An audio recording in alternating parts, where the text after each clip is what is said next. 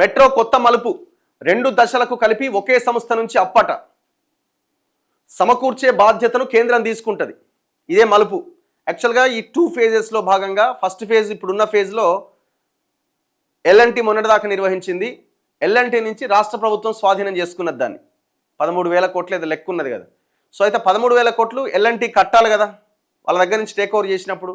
So ఆ కట్టాల్సినటువంటి 1,000 కోట్ల amount ఏదైతే ఉందో జపాన్లో ఉన్న ఒక సంస్థ దగ్గర నుంచి రాష్ట్ర ప్రభుత్వం అప్పు తీసుకున్నది. కేంద్రం ఆదేశాలు లేకుండా రాష్ట్ర ప్రభుత్వానికి అమౌంట్ ట్రాన్స్ఫర్ అవ్వడానికి అవకాశం లేదు. సో అది అక్కడ ఆగిపోయినాయి. ఆ డబ్బులు ఆగిపోతే కిషన్ రెడ్డి ఆపిండని రేవంత్ రెడ్డి గొడవ చేసిండు. కిషన్ రెడ్డి డైరెక్ట్గా అశ్విని వైష్ణవ్ రైల్వే శాఖ మంత్రి ఆయన దగ్గర తీసుకుపోయి కుసబెట్టి మొత్తానికి ఆ డీల్ ఏదో సెట్ చేసినట్టున్నారు. అయితే కేంద్రం కొన్ని ప్రతిపాదనలు పెట్టిందట రాష్ట్ర ప్రభుత్వం ముందు. మీరే ఎందుకు వాటాదారులుగా ఉంటారు, మేము కూడా అందులో వాటాదారుడుగా ఉంటాం. ఫస్ట్ ఫేజే కాదు, మీరు సెకండ్ ఫేజ్ ఏదైతే కట్టబోతున్నారో ఆ సెకండ్ ఫేజ్లో కూడా మేము వాటాదారుగా ఉంటాం, దానికి కూడా మేము అప్పిస్తాం అని కేంద్రము హామీ ఇచ్చిందట రాష్ట్ర ప్రభుత్వానికి, కేంద్రానికి, రేవంత్ రెడ్డికి. 2 దశలకు కలిపి ఒకే సంస్థ నుంచి అప్పిస్తాం, సమకూర్చే బాధ్యతను మేము తీసుకుంటాం అని కేంద్రం అన్నదట. నిన్న ఢిల్లీలో కేంద్ర మంత్రి ఖట్టర్తో సమావేశమైన రేవంత్ రెడ్డి, చిత్రంలో కేంద్ర మంత్రులు కిషన్ రెడ్డి, వైష్ణవ్. ఫస్ట్ ఈ ఇద్దరు వెళ్ళి ఈ కేంద్ర మంత్రిని కలిసినారు, మళ్ళీ ముగ్గురు వచ్చి ఆయనను కలిసినారు. ఇప్పటికే ఓకే అయిన జపాన్ రుణం రద్దు చేస్తారట. 2 దశల మెట్రో విలువలు మరోసారి అంచనా వేస్తారట, మదింపు చేస్తారట. ఎవాల్యుయేషన్ బాధ్యత ఎస్బీఐ క్యాప్స్కి అందించిరట. 2 నెలల్లో నివేదిక ఇవ్వాలని గడువిచ్చిరట. 2 దశల్లో వాటాదారుగా ఉంటాను అన్న కేంద్రం. చర్చకు అంగీకరించిన ముఖ్యమంత్రి రేవంత్ రెడ్డి. అందుకోసమే మెట్రోపై మరోసారి మదింపు, వడ్డీ 4% దాటకుండా చూడాలి అని షరతు. ఖట్టర్, వైష్ణవ్, కిషన్ రెడ్డిలతో రేవంత్ రెడ్డి చర్చలు. జపాన్ అప్పు కోసం చెల్లించిన 84 కోట్లు వెనక్కి. తాజా పరిణామాలపై ఎల్ఎన్టీతో త్వరలో మళ్ళీ భేటీ కాబోతున్నారట. మళ్ళీ ఎల్ఎన్టీతో భేటీ ఎందుకంటే మరి వాళ్ళకి చెప్పాలి కదా, ఆ 13,300 కోట్ల అప్పు వస్తుంది, మీకు ఇస్తాం, మీరు మాకు ఇస్తారని అనుకున్నారు కదా. డిలే అవుతున్నది కాబట్టి మళ్ళీ ఎల్ఎన్టీతో కూర్చొని మళ్ళీ డిస్కషన్స్ పెడతారట. హైదరాబాద్ మెట్రో రైల్ మొదటి దశకు రుణం మంజూరు. 2వ దశ విస్తరణకు సంబంధించిన వ్యవహారం కొత్త మలుపు తిరిగింది. ఒక్కో దశకు విడివిడిగా కాకుండా 2 దశలకు కలిపే అప్పు మంజూరయ్యేలా చేసేందుకు కేంద్ర రాష్ట్ర ప్రభుత్వాలు ఒక కార్యాచరణ రూపొందించినాయట. ఈ మేరకు మంగళవారం కేంద్ర పట్టణాభివృద్ధి మంత్రి మనోహర్ లాల్ ఖట్టర్ సమక్షంలో ముఖ్యమంత్రి రేవంత్ రెడ్డి, కేంద్ర రైల్వే మంత్రి అశ్విని వైష్ణవ్, రాష్ట్రానికే చెందిన కేంద్ర మంత్రి కిషన్ రెడ్డి జరిపిన చర్చలు ఫలవంతమైనవి. కొత్త కార్యాచరణ ఖరారు కావడంతో మెట్రో మొదటి దశ స్వాధీనానికి ఎల్ఎన్టీ కంపెనీకి చెల్లించేందుకు రాష్ట్ర ప్రభుత్వానికి జపాన్ నుంచి భారత ప్రభుత్వ రంగ సంస్థ ఐఆర్ఎఫ్సి ద్వారా మంజూరైన 13,600 కోట్ల అప్పు ప్రక్రియ నిలిచిపోబోతున్నది. దానికి బదులుగా కేంద్ర రాష్ట్ర ప్రభుత్వ ఉమ్మడి ఆధ్వర్యంలో పాత మెట్రోను కొనడం, కొత్తగా విస్తరించడం చేయాలి అని నిర్ణయించారు. ఉమ్మడి ప్రాజెక్టు కాబట్టి మొత్తం మెట్రో వ్యవహారాన్ని తాజాగా మొదలు పెడతారు. దీనికోసం ఎస్బీఐ క్యాప్స్ను కన్సల్టెన్సీ సంస్థగా నియమించాలి అని నిర్ణయించారు. మొదటి దశ ఆస్తుల విలువలు నిర్ధారించడం, 2వ దశ నిర్మాణానికి ఎంత ఖర్చు అవుతుందో తేల్చడం. ఈ రెండింటికి సంబంధించిన అప్పులు ఏదో ఒక సంస్థ నుంచి కేంద్రం ఇప్పించే బాధ్యతను వాళ్ళు తీసుకుంటారట. సరే, ఇప్పుడు ఓవరాల్గా విన్నప్పుడైతే మంచిగానే అనిపిస్తున్నది. అరే రేవంత్ రెడ్డి బాగానే పోయిండు, డిస్కస్ చేసిండు, ఇప్పటివరకైతే బెటర్గానే కనబడుతున్నది. కానీ మేమేమంటున్నామంటే ఇంత ఫోకస్డ్గా మెట్రో విస్తరించాలి అన్న ఆలోచనతో మీరు ఈ పని ముందలేసుకున్నప్పుడు తెలంగాణలో కూడా ఎడ్యుకేషన్ మీద, హెల్త్ మీద, ఉపాధి మీద ఈ రకంగానే ఫోకస్ చేయాలి కదా. మరి ఆ వ్యవస్థలు మొత్తం ఎందుకు భ్రష్టు పట్టిస్తున్నారు? మెట్రో మేము నడపలేము అని ఎల్ఎన్టీ వాడు చేతులు ఎత్తేస్తే మీరు స్వాధీనం చేసుకున్నారు. మరి తెలంగాణలో ప్రైవేటు విద్యా సంస్థలు, ప్రైవేట్ హాస్పిటల్స్ మొత్తం రాష్ట్రాన్ని ఖతం చేసి పడేస్తున్నాయి. ప్రజలని ఆర్థికంగా ఇబ్బంది పెడుతున్నాయి, ఆర్థికంగా కష్టాల్లోకి నెట్టేస్తున్నాయి. మరి వాటిని నియంత్రించడము, ప్రభుత్వ రంగ సంస్థలని పెంపొందించడం చేసే ప్రయత్నం ఎందుకు చేయట్లే? ఇప్పుడు ఆ ఫోకస్ ఇక్కడ కూడా ఉండాలి కదా.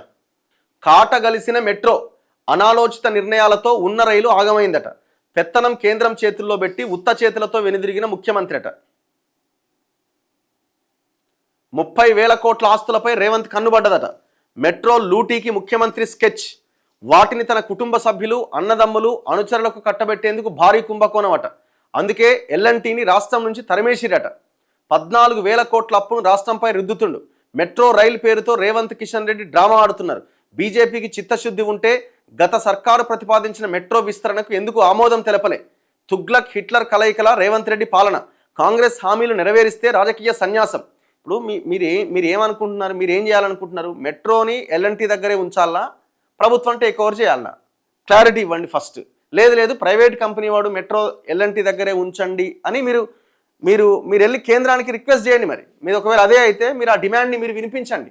ఈడ ఉండి మాట్లాడితే ఎట్లా? మీరు కూడా ఒక బృందాన్ని వెళ్ళి కేంద్రంలో ఉన్న మంత్రులను కలిసే ప్రయత్నం చేయండి. ఇప్పుడు ఒకవేళ మీరు అంటున్నట్టు తన కుటుంబ సభ్యులకు అన్నదమ్ములకి ఆ 30,000 కోట్ల ఆస్తులు కట్టబెట్టే కుట్రనే ఇందులో ఉంటే మరి ఇది ప్రైవేట్ అనేది లేదు కదా. ఇప్పుడు గవర్నమెంట్ టేక్ ఓవర్ చేస్తుంది అని అంటున్నాడు ఆయన. ముఖ్యమంత్రి ఏమంటుంటే ఇది గవర్నమెంట్ టేక్ ఓవర్ చేస్తుంది అంటున్నాడు. మరి గవర్నమెంట్ అంటే మళ్ళీ అనుచరులు అన్నదమ్ములు ఎందుకు వస్తారు? ఒకవేళ ఎల్ఎన్టీ చేతిలో ఉంటే వాళ్ళ దగ్గర నుంచి ఇంకొక ప్రైవేట్ కంపెనీకి ఏమైనా షేర్లు బదలాయించో ఇంకేదైనా చేస్తే దాని వెనకాల ఆస్తుల కుట్ర ఉందని అనుకోవచ్చు. గవర్నమెంటే టేక్ ఓవర్ చేస్తుంది అంటున్నారు కదా. అందుకే మాకు కూడా క్లారిటీ ఎక్కడో, అంటే మీ మాటలో క్లారిటీ ఎక్కడో మిస్ అవుతున్నది. మీరు కూడా అసలు ఏం చేయాలో కేంద్ర మంత్రులను కలిసి కేంద్రాన్ని డిమాండ్ చేసి అడగండి. ఇప్పుడు మెట్రో సెకండ్ ఫేజ్ గురించి మాట్లాడుతున్నావు నువ్వు కూడా. గతంలో వీళ్ళు కూడా అదే చేసిరు. మెట్రో అటు రాయదుర్గం నుంచి శంషాబాద్ ఎయిర్పోర్ట్కి మెట్రో వేయడానికి రెడీ అయ్యారు. కేంద్రం ఎవడు? కేంద్రం ఇస్తే ఏంది, ఇవ్వకపోతే ఏంది? 6,000 కోట్లతో నేనే కడతాను ఆడ పోయి ఒక శిలాపలక వేసేసిండు రాయదుర్గం దగ్గర. అసలు అది అవసరమే లేదు. వీళ్ళకి సంబంధించిన భూముల వాల్యూ పెంచుకోవడానికి ఎయిర్పోర్ట్ దాకా మెట్రోనే డ్రామా ఆడి, ఎక్కడి నుంచి రాయదుర్గం నుంచి శంషాబాద్ ఎయిర్పోర్ట్కి. అసలు అది కాదు అసలు. యాక్చువల్గా శంషాబాద్ ఎయిర్పోర్ట్కి వేయాలి అని అంటే ఇక్కడ పాత బస్తీ ఏరియా నుంచి వెళ్ళే ఆ మెట్రో అయితే కొంత కనెక్టివిటీ పెరుగుతుంది జనానికి. అసలు ఈ మెట్రో మీదనే ఎందుకు చర్చ? తెలంగాణలో ఎన్ని రకాల సమస్యలు ఉన్నాయి, వాటి మీద ఎందుకు ఫోకస్ చేస్తలేరు? ఇప్పుడు ప్రభుత్వం వేసే ట్రాప్లో మీరెందుకు అపోజిషన్ పార్టీలు పడుతున్నాయి? అరే ఈ మెట్రోలో వెళ్ళేందా, నువ్వు ఫస్ట్ తెలంగాణలో ఉన్న సమస్యలను పరిష్కరించు అని ఎందుకు అడుగుతలేరు మీరు? అంటే మీ వాటా కోసం మీరు కొట్లాడుతున్నట్ట?